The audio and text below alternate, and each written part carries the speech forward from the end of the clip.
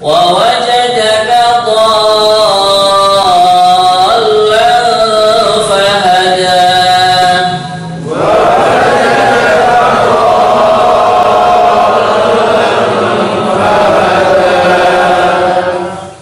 ووجدك عائلا فأغنى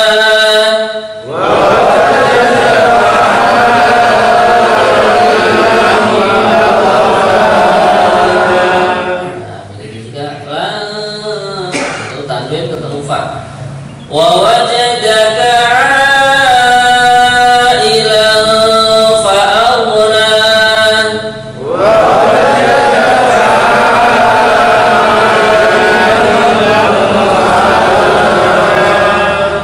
فأما اليتيم فلا تقهر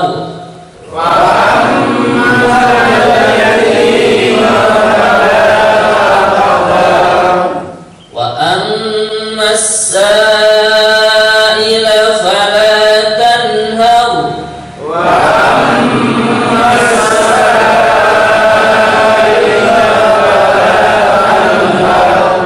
وأما بنعمة ربك فحدث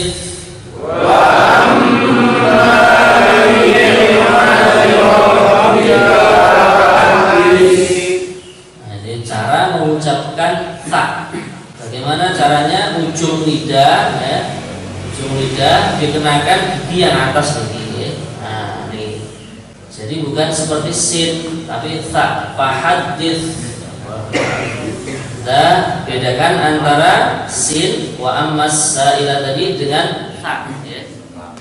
Wa amma bi ni'mati rabbika fahadits.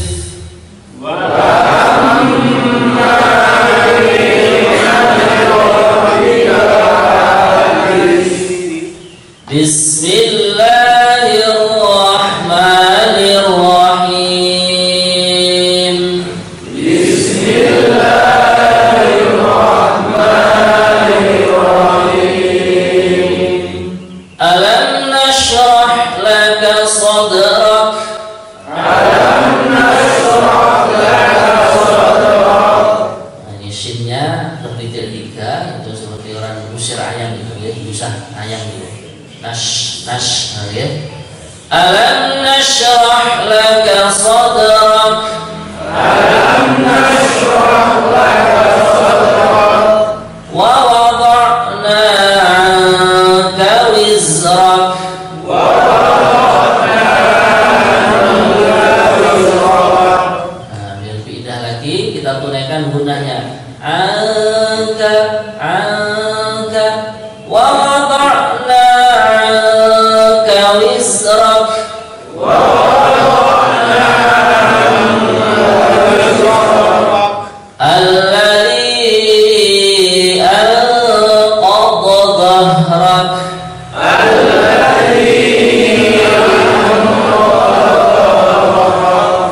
ورفعنا لك ذكرك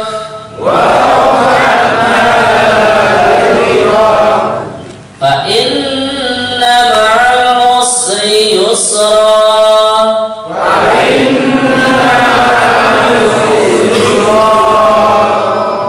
إن مع العسر يسرا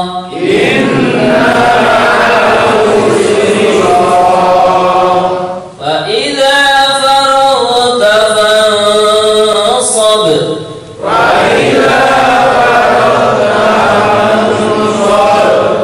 وإلى ربك فارغب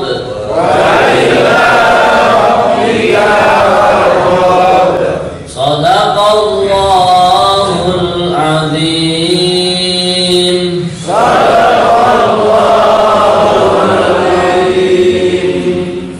Alhamdulillah, kita telah membaca beberapa ayat. Semoga setiap huruf dari ayat-ayat yang kita baca Allah memberikan ganjaran minimal 10 hasanah. Amin ya rabbal alamin.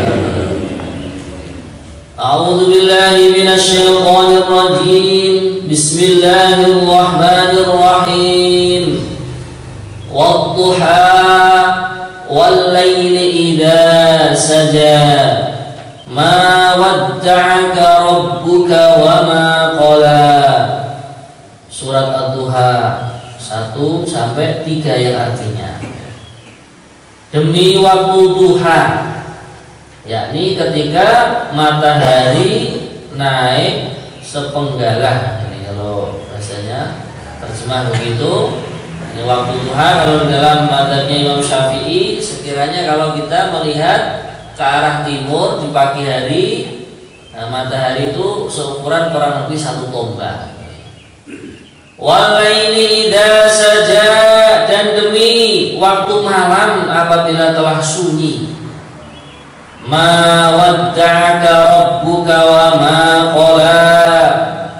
Ayat yang ketiga, Tuhanmu tidak meninggalkan engkau wahai Muhammad dan tidak pula membencimu. Jadi hadirin sekalian, surat Ad-Duha ini Allah Subhanahu wa taala turunkan. Di antara asbab nuzul atau asbab turunnya ayat ini adalah suatu saat terjadi keterlambatan turunnya wahyu dari Allah Subhanahu wa taala. Atau malaikat Jibril dalam beberapa hari, ada beberapa riwayat, ada yang mengatakan 3 hari, bahkan ada yang mengatakan sampai 15 hari.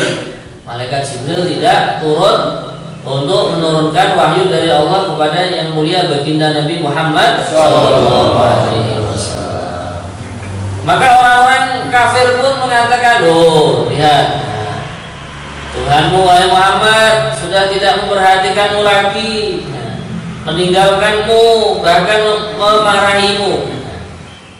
Nah, di antara asbabnya ternyata apa? Setelah diteliti, ya, malaikat Jibril nggak mau turun membawa wahyu itu apa? Di antara asbabnya ada itu bangkainya anak anjing, yang istilahnya meninggal dunia itu mati, ya, mati itu berada di dalam rumahnya baginda Nabi di bawah ranjang gitu, dan Nabi nggak tahu kalau ada bangkai anak anjing di situ. Nah, maka di sini akhirnya malaikat Jibril pun nggak kerso ke rumahnya baginda Nabi. Nah, dari sini para alim ulama memahami, ya, anjing itu bila ada di suatu rumah seseorang, ini malaikat malah tidak mau turun. Gitu. Maka akhirnya setelah ketahuan bangkai anak anjing itu pun dibuang, dikeluarkan dari kamarnya baginda Nabi dari bawah ranjang beliau, kemudian dibuang. Maka setelah itu turunlah surat Ad-Duha ini. Ma wadda'aka rabbuka wa ma qala. Tuhanmu tidak meninggalkan engkau wahai Muhammad dan juga tidak memarahi. Nah, maka inilah hadirin sekalian pelajaran bahwasanya memang Allah Subhanahu wa taala menciptakan hewan itu ada manfaatnya juga. Di antara anjing itu kan ya bisa untuk berjaga atau hirosah, ya. Tapi justru malah kalau rumah yang dijaga anjing itu hirosahnya para malaikat itu nggak ada di situ, nggak mau, ya. Sedangkan penjagaan malaikat tentunya lebih kuat daripada penjagaan anjing. Ayat yang berikutnya, wal akhiratu khairul laka minal ula wala sawfa yu'tika rabbuka fatardha. Ayat yang keempat dan yang kelima artinya, dan sungguh yang kemudian itu lebih baik bagimu daripada yang permulaan. Ini maksudnya apa? Dalam tafsir Jalalain sini, tafsir Sawi, Imam Suyuti mengatakan bahwasanya kehidupan akhirat, kehidupan yang akan kita laksanakan, yang akan kita rasakan ketika setelah kematian, ini sudah jelas di sini, itu adalah lebih baik daripada kehidupan yang sementara di dunia ini. Maka kita diperingatkan dalam surat Ad-Duha ini bahwasanya akhirat lebih baik, lebih afdal, lebih utama. Kenikmatan-kenikmatan yang ada di sana lebih sempurna. Begitu juga siksaan-siksaan, adab-adab Allah Subhanahu wa taala tentunya lebih lebih membahayakan daripada kesusahan-kesusahan yang ada di dunia sementara ini. Maka untuk itu jangan sampai kita tergiur dengan indahnya dunia yang katanya menggiurkan. Nah, jangan sampai tertipu. Walal akhiratu khairul laka minal ula. Tapi yang benar bagaimana?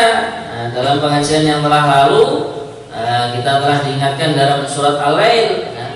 Jikalau kita diberi di dunia, diberi kelonggaran harta, diberi oleh Allah jabatan, pangkat dan lain sebagainya, fa'amma man a'ta wattaqa, dia akan tidak pelit-pelit memberikan sebagian rezeki yang Allah titipkan kepada dia, dan juga dia bertakwa di dalam pentasawufan atau penggunaan harta, jabatan, pangkat dan lain sebagainya berupa kenikmatan-kenikmatan di dunia ini diatur secara takwa, yaitu dengan cara agama. Kemudian ayat yang kelima, dan sungguh kelak Tuhanmu pasti memberikan karunia-Nya kepadamu sehingga engkau menjadi puas. Jadi hadirin sekalian, ayat ini menerangkan tentang apa? Jadi yang seperti kita ketahui ya, nanti akan diterangkan juga. Baginda Nabi lahir sudah dalam keadaan susah payah. Ayah beliau sudah wafat, sudah meninggal dunia duluan. Bahkan hadirin sekalian, setelah itu Nabi diasuh oleh kakek beliau, yaitu Abdul Muttalib. Setelah diasuh beberapa tahun, malah ibu beliau Sayyidah Aminah wafat juga, meninggal. Setelah itu apa? Kakek beliau sudah meninggal. Akhirnya diasuh oleh paman beliau, yaitu Abu Thalib. Nah, maka inilah hadirin sekalian, baginda Nabi susah demi susah ini sudah beliau lalui. Maka baginda Nabi pun dijanjikan oleh Allah, wala saufa yu'tika rabbuka fatarda. Sungguh Allah akan memberikan karunia, anugerah-anugerah, kelonggaran-kelonggaran kepada engkau sehingga engkau pun menjadi puas. Nah, ini atas kepuasan Allah Subhanahu wa ta'ala yang diberikan kepada baginda Nabi. Nabi pun akhirnya menjawab dalam hadis, kalau begitu saya pun tidak akan puas sebelum semua umatku masuk surga semua.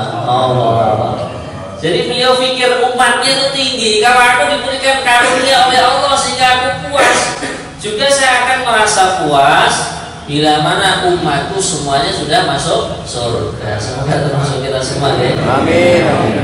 Inilah hadirin sekalian, pikirnya seorang nabi, seorang rasul, orang yang derajatnya tinggi di sisi Allah itu, dia ada fikir kepada orang lain. Aku mendapatkan nikmat, bagaimana orang lain pun mendapatkan nikmat. Kemudian hadirin sekalian, alam yujidka yatiman fa'awa wa wajadaka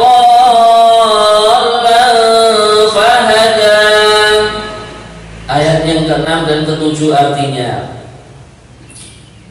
bukankah dia mendapatimu sebagai seorang yatim, lalu dia, yakni Allah Subhanahu wa ta'ala, melindungimu.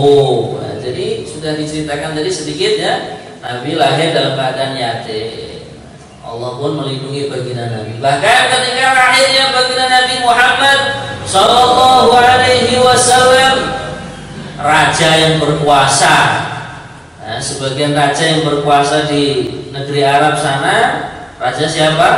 Abroha, dengan gagahnya mengendarai gajah, ingin menghancurkan Ka'bah, bahkan juga ingin membunuh baginda Nabi Muhammad SAW. Pas tibanya di Mekah ya pas kelahirannya baginda Nabi, hari Itsnain, hari Senin, tanggal 12 Rabiul Awal. Maka akhirnya Allah pun tidak ridho. Ada hambanya, ada makhluknya yang akan menghancurkan Baitullah, Ka'bah Musyarrafah, bahkan mau membunuh baginda Nabi, mau bunuh bayinya baginda Nabi. Maka akhirnya Allah pun menurunkan pasukannya berupa burung ababil, yang setiap burung itu membawa kerikil di cakarnya itu, di cengkram yang dikatakan batu sijil. Diceritakan dalam surat Al-Fil, alam tara kaifa fa'ala rabbuka bi ashabil fil alam yaj'al kaidahum fi tadlil wa arsala 'alaihim tayran ababil tarmihim bi hijaratin min sijil faj'alahum ka'asfin ma'kul. Maka dari sekalian, jadi Allah sendiri yang membela baginda Nabi, Allah sendiri yang membela rumahnya, yaitu Ka'bah, yaitu Baitullah.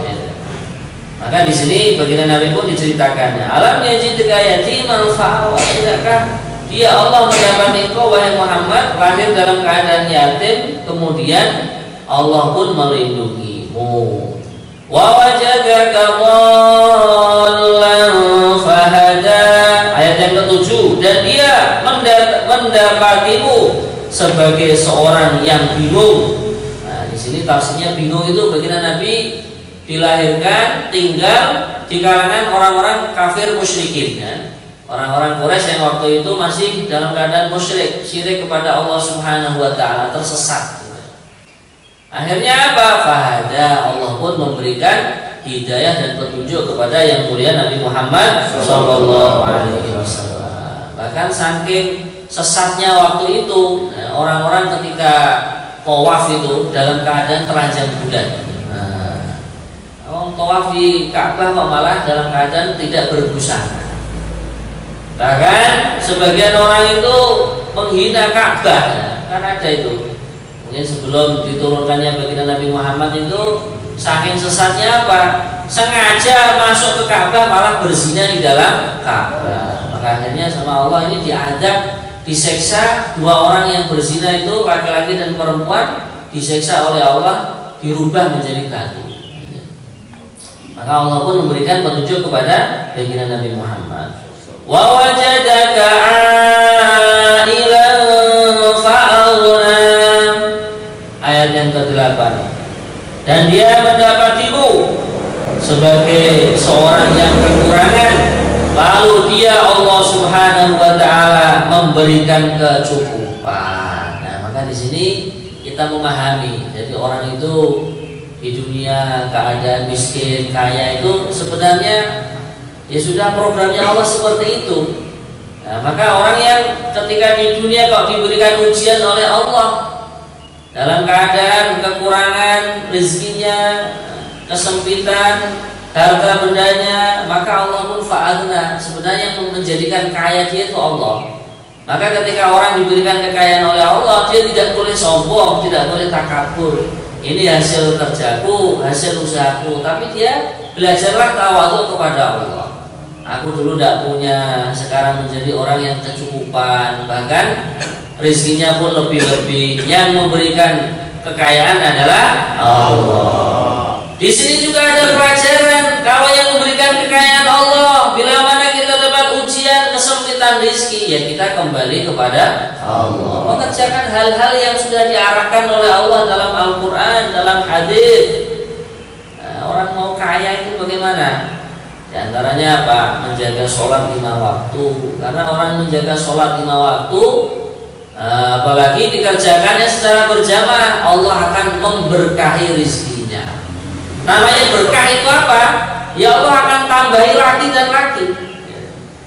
Kemudian kalau orang dalam keadaan kesempitan rezekinya, di dalam hadis baginda Rasulullah SAW sudah menyarankan, man qara'a suratal waqi'ati kulla lailatin lam tusibhu faqratun, yang artinya barang siapa yang dia itu membaca surat Al-Waqi'ah setiap malam, maka orang tersebut tidak akan pernah diberikan kemelaratan, kemiskinan, kesempitan rezeki oleh Allah Subhanahu, tidak akan. Jadi yang bersabda adalah baginda Nabi, sedangkan sabdanya baginda Nabi juga termasuk wahyu dari Allah. Orang yang ingin dilonggarkan rezekinya bagaimana? Buat amalan silaturahim. Ini juga ada hadisnya baginda Nabi, man arada an yuwassa'ahu rizquhu falyasil rahimahu. Barang siapa yang ingin dibentangkan rezekinya, dijembarkan rezekinya, maka hendaklah dia buat amalan silaturahim. silaturahim dengan keluarga, kita tidak putus hubungan dengan saudara kandung, saudara family ya, kekerabatan, paman, keponakan dan lain sebagainya. Memang kadang usianya orang itu sama saudaranya sendiri kan malah bendian loh. Kadang boten terima ya, adiknya diberi warisan lebih banyak, atau sebaliknya masnya diberikan warisan lebih banyak, adiknya nggak terima. Nah, akhirnya engkel-engkelan dan lain sebagainya. Maka ini kalau kita diberikan harta, apalagi berupa warisan, pokoknya berapa saja kita terima, kita syukuri. Kalau kurang ya kita cari.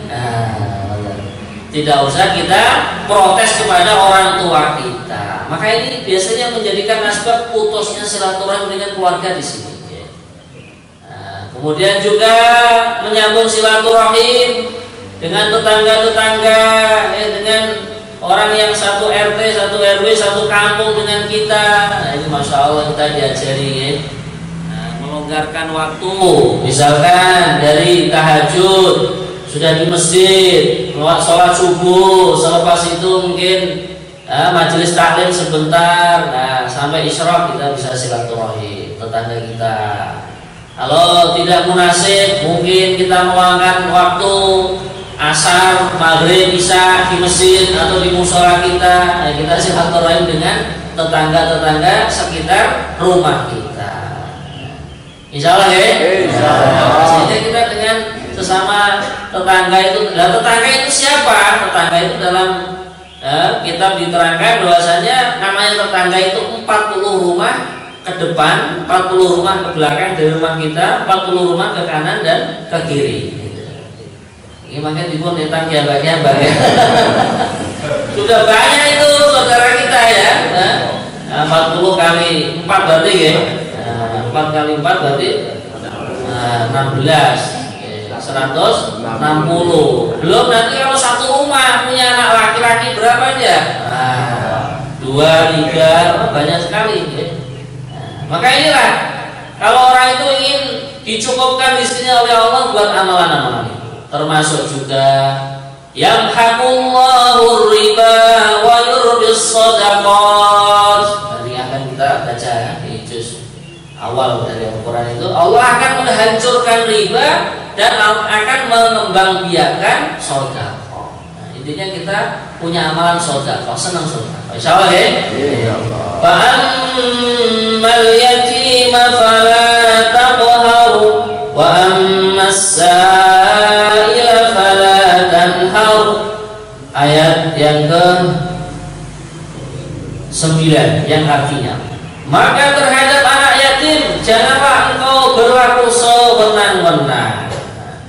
Ayat yang ke-10, dan terhadap orang yang meminta-minta, pengemis, janganlah engkau menghardiknya.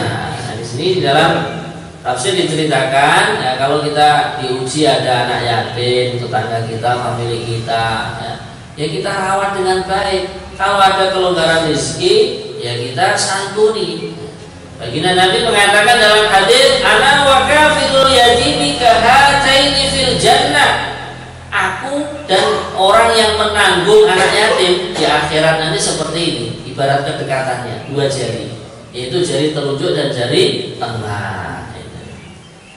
Tapi ya kalau ada anak yatim ya terus jangan dimanfaatkan untuk bisnis ya. Nah kadang kesalahannya itu dikumpulkan anak yatim, dari donasi yang masuk itu lebih banyak yang masuk ke pengelola daripada kepada anak yatim. Maka inilah hadis sekalian, kita telah diajari muamalah yang baik kepada kaum duafa berupa anak yatim. Yang kedua juga kepada orang yang minta-minta. Kita kalau seandainya ada kemudahan yang kita beri, mungkin sekeping 2 keping rupiah untuk kita nggak ada manfaatnya, tapi untuk mereka ada manfaatnya. 1.000, 2.000 mungkin kalau kita nggak ada gunanya, tapi kalau untuk orang-orang yang sedang dalam keadaan kesusahan, kesempitan rezekinya, ini ada manfaatnya. Tapi yang susah itu kadang malah dijadikan profesi itu. Orang ngemis tapi ketika diteliti pulang malah mobilnya Fortuner. Artinya sehari ngemis dapat 3 juta. Nah, seandainya kita tidak mampu memberi atau tidak kurang serak lah maringi ini, kita menolaknya pun dengan lemah lembut. Nah, dengan lemah lembut. Jangan terus kita bentak ya. Mungkin kita acungi jempol begini ya, kalau berhenti di lampu merah kan kadang ada orang ngemis, orang ngamen. Kalau nggak bisa ya begini gitu ya. Jadi kita arahkan ke masjid. Nah, ini kan arahnya ke masjid ya. Ini kalau mau ke masjid insyaallah rezekinya banyak ini. Wa amma bi ni'mati rabbika fahaddits. Ayat yang ke-11 artinya, dan terhadap nikmat Tuhanmu hendaklah engkau nyatakan atau engkau beritakan. Maksudnya apa? Di dalam tafsir diceritakan, pagi hari seperti ini kita kok diberi kesehatan oleh Allah. Alhamdulillah, pagi ini aku diberikan sehat wal afiat. Ya, sehat kan nikmat dari Allah. Nah, begitu juga kalau dapat kenikmatan apa, alhamdulillah, ujianku lulus, alhamdulillah, usahaku sukses. Nah, kita bersyukur kepada Allah Subhanahu wa Ta'ala. Yang dikabarkan kepada orang lain itu yang baik-baik ya. Yang buruk-buruk itu curhatnya nggak usah ke makhluk. Nah, curhatnya kepada Allah ketika sujud di dalam sholat itu. Wasta'inu bis-sabri was-shalah, dan mintalah pertolongan kepada Allah dengan sabar dan sholat. Ini penyakitnya umat akhir zaman itu, curhatnya di status WA gitu saja. Gitu. Bahkan di foto profilnya. Nah, ini Allah ini maha pencemburu Allah. Innallaha ghayur.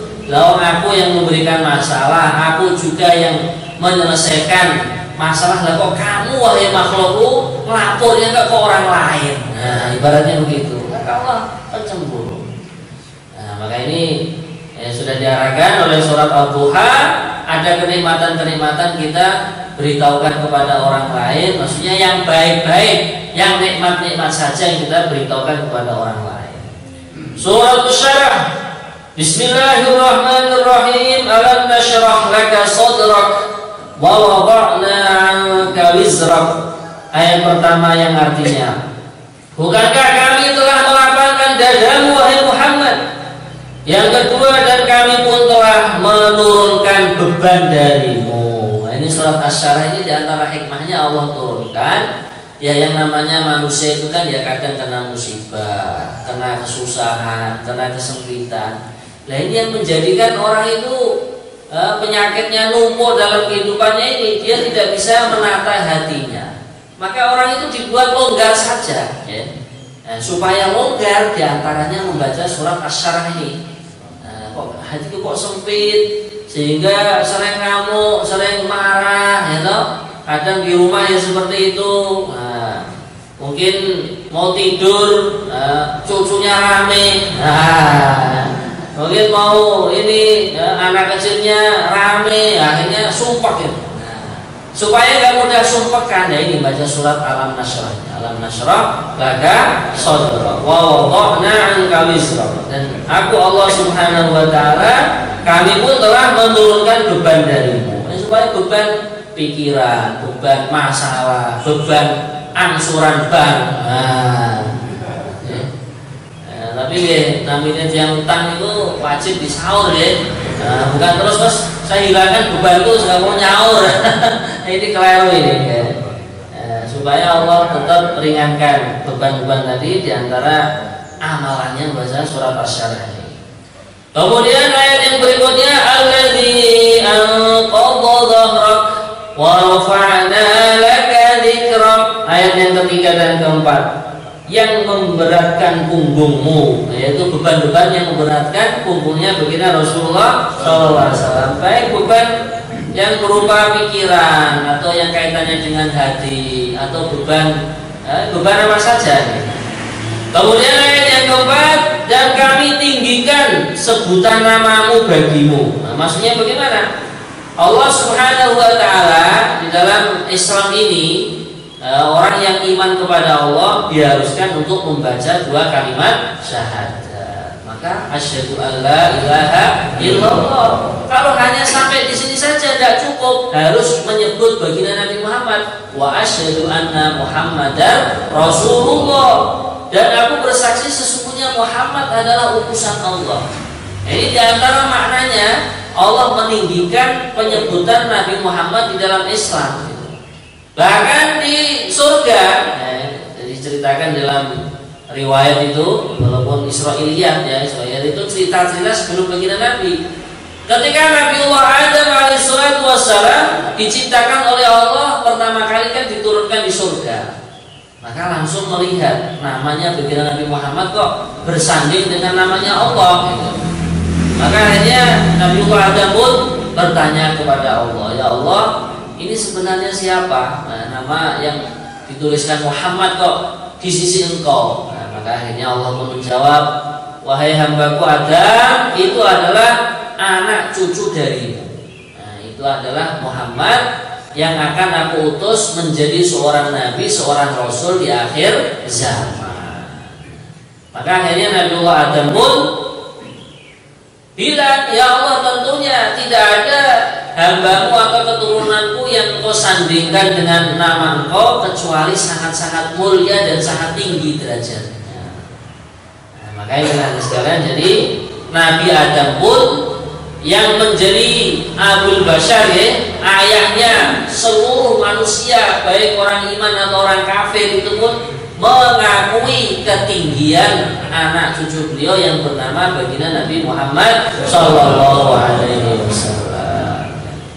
Fa inna ma'al usri yusra, inna ma'al usri yusra. Ayat kelima dan keenam yang artinya, maka sesungguhnya bersama kesulitan ada kemudahan.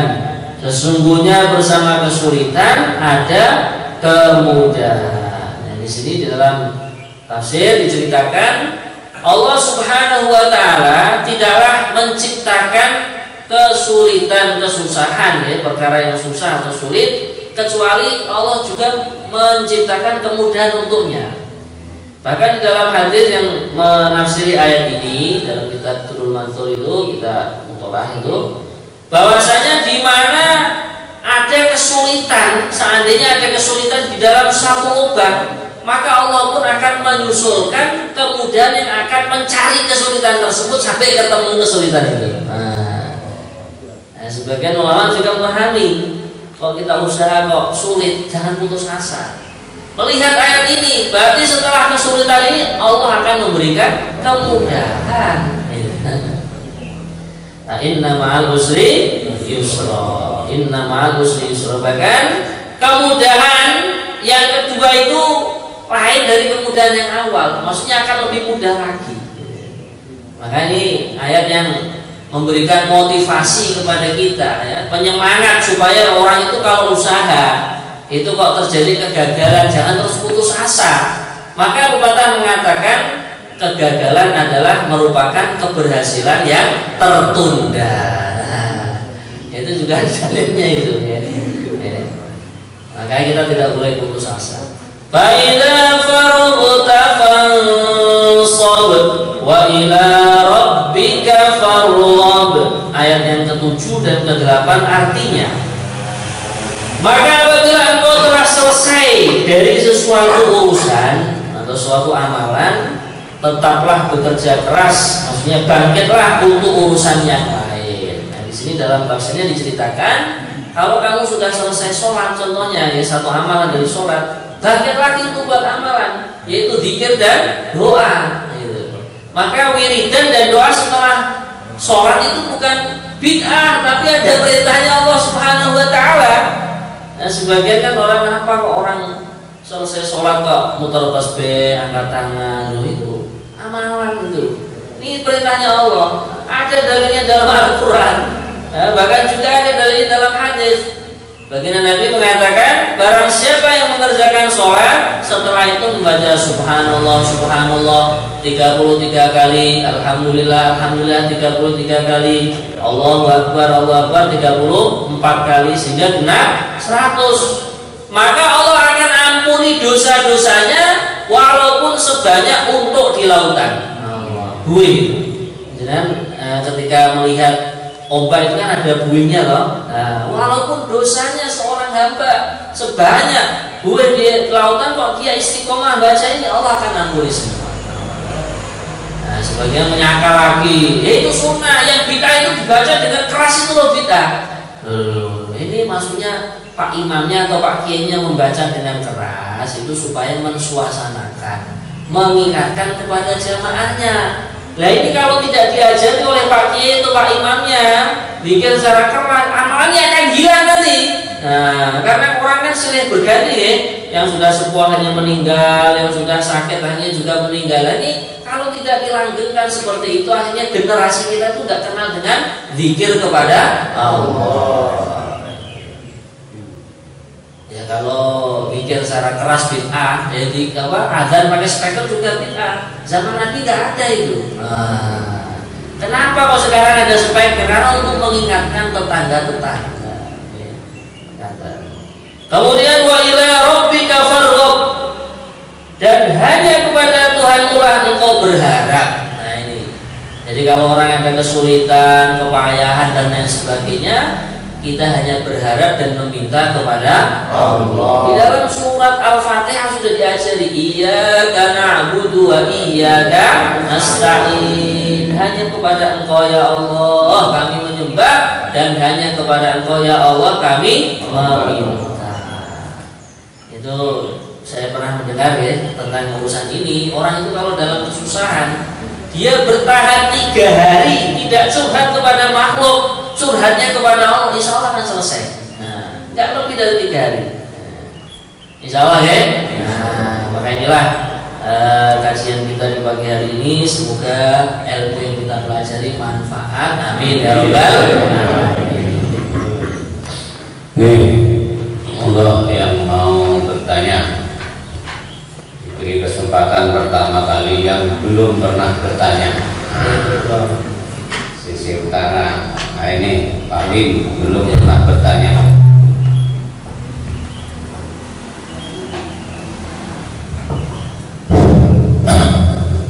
Terima kasih. Assalamualaikum warahmatullahi wabarakatuh. Nama saya pendek aja Pak Lim gitu aja. Ya, yang mau saya tanyakan yang seperti yang sudah saya disampaikan oleh saya tadi, itu masalah hutang yang katanya harus disampaikan. Saya paham sekali dengan itu. Yang saya tanyakan, ya mohon maaf ini ya seperti tadi curhatnya juga di HP atau di status, itu pun juga sudah pernah saya lakukan. Ya karena dari jengkelnya mungkin ya, jengkelnya hati saya, itu saya meminjamkan uang itu ke beberapa orang, dan sudah ada 3 tahun sampai 4 tahun. Itu saya tagih, nggak ada jawaban. Di WA juga nggak dibales, di telepon juga nggak diangkat. Saya ke rumahnya juga menghilang. Itu sudah ada 3 tahun 4 tahun bahkan. Dan saya juga mempunyai hutang, saya sendiri juga mempunyai hutang. Saya juga ingin menyaur, tapi saya juga kesulitan nunggu dari orang itu, maksudnya gitu. Itu yang saya tanyakan, gimana atau apa saya ini harus mengikhlaskan uang yang ada di orang tersebut, dan untuk cara mengikhlaskan itu bagaimana? Cuma itu yang mau saya tanyakan. Terima kasih. Assalamualaikum warahmatullahi wabarakatuh. Oke, matur suwun pertanyaanipun.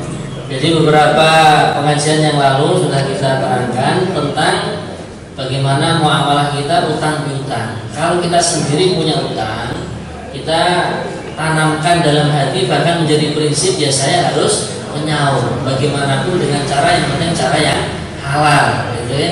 Kemudian yang kedua, kalau pihak kita malah yang memberikan hutang kepada orang lain, nah itu biar di hati kita itu gak terlalu dongkol kalau yang berhutang kepada kita kok sulit ditagih.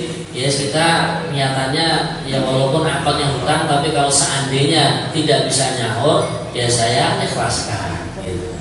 Bahkan kalau seandainya kita masih berat untuk mengikhlaskannya, kok ya teman-teman mesti tolong kok ya ora gelem dan nyaur kali kata ya kita mungkin memberikan tempo memperpanjang masa penyauran hutang itu. Nah itu setiap tempo yang kita panjangkan itu dihitung sedekah kepada dia.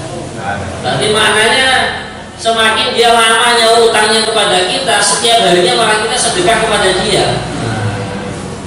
Mengatakan loh ya. Kemudian juga ada amalan-amalan itu supaya untuk mempermudah menyaur utang, itu diantara zikir yang dibaca adalah membaca la haula wala quwwata illa billahil aliyyil azim. Itu ada seorang sahabat itu yang susah payah ya, mungkin ya banyak utangnya, kemudian kemelaratannya juga banyak gitu ya. Akhirnya sama baginda Nabi diberikan amalan ini, la haula wala quwwata illa billahil aliyyil azim, la haula wala quwwata illa billah. Akhirnya sahabat tadi ikut berangkat perang.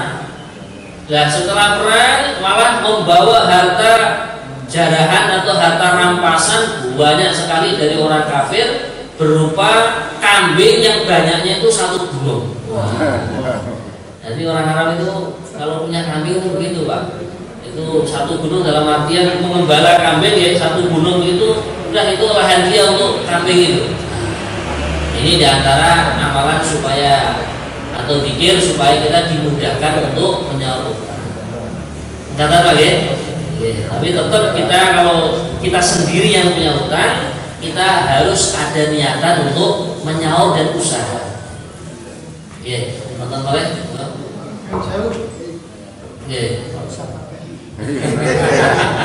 Assalamualaikum warahmatullahi wabarakatuh. Waalaikumsalam. Pertanyaan dari Mas Win. Apa yang dialami Mas Win kelihatannya mengingatkan saya. Saya juga seperti itu pada waktu itu saya masih dinas. Saya pinjam uang kepada bank, salah satu bank. Setelah ini ada teman saya itu pinjamnya tidak 1 juta, 2 juta, tidak 5 juta lebih. Dan setiap bulan saya mengatur pada bank. Namun rekan saya ini tidak pernah sama sekali membeli sepeserpun. Saya diem, hanya saya tanya, piye?